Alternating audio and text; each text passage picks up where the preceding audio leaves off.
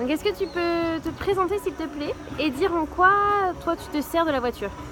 Alors, je m'appelle Mathilde, moi je suis chargée des parrainages. Donc, chaque mois j'emmène 36 enfants faire des achats, je les emmène faire des activités, etc. Donc la voiture me sert en fait pour faire tous ces déplacements, pour aller chercher les enfants au sein même des communautés, les emmener à Athéna, pour aller que ce soit au Rio, sur un terrain pour faire un match de foot ou quoi que ce soit. Donc je me sers pour ces déplacements-là. Je m'en sers également après pour les ramener chez eux. À côté de ça, je m'en sers aussi hors des parrainages quand je vais dans les communautés proposer des activités sur quelques thèmes que ce soit. Et Donc la voiture est vraiment un outil essentiel pour ton travail. ah bah oui, sans voiture en fait je peux pas me rendre dans les communautés, je peux pas aller voir les enfants. Là je suis également, je vais être en charge, on est en train de faire construire une cantine et une serre scolaire. Donc je vais devoir prendre en charge cette serre scolaire avec les enfants, me rendre environ 3 fois par semaine à Wambula, qui est donc une communauté très excentrée. On roule, on va dire, je sais pas, une demi-heure sur une route normale, et ensuite pendant une demi-heure c'est des routes de pierre en fait. Donc déjà sans voiture je peux pas y aller parce qu'il n'y a même pas de transport en commun qui passe là-bas.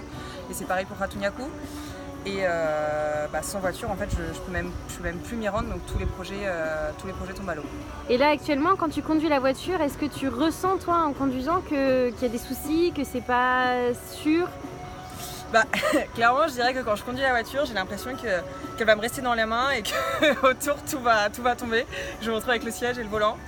Mais à part ça, oui, je le ressens quand même parce que déjà il n'y a plus de frein à main, donc c'est un peu chiant pour se garer. En fait, on doit trouver un endroit plat. Donc par exemple, quand je suis dans Théna, que je suis avec les enfants dans Théna, Théna, en gros, c'est un peu une ville en pente, en montée, donc je peux pas me garer n'importe où parce que si je me gare en pente, la voiture avance ou recule. Donc ça, c'est un peu embêtant. Je le sens aussi, par exemple, quand je roule sur une ligne droite, la voiture, si on ne tient pas le volant, a tendance à partir sur la droite. Donc ça, c'est un peu embêtant aussi. Et on a des soucis également avec la batterie. Parfois, ça m'est arrivé de tomber en panne il y a quelques mois où, en fait, j'étais en train de rouler. J'étais donc à Wambula, dans un chemin perdu où il n'y a pas de réseau. Et là, tout s'éteint en fait. Je pouvais même pas mettre les warnings, même pas remonter les fenêtres. Enfin, j'avais plus de batterie. Sauf que c'est pas un problème de pince ou de pas de recharger, c'est qu'elle est vieille. La voiture, elle est à 500 000 km. Et voilà, elle va bientôt rendre l'âme, sauf que sans voiture, on peut rien faire. Et ça, ce que je suis en train de dire là, c'est que pour la partie des parrainages.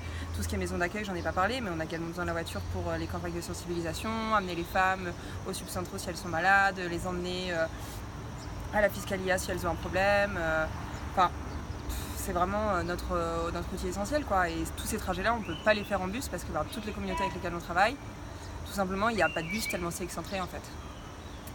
Donc voilà.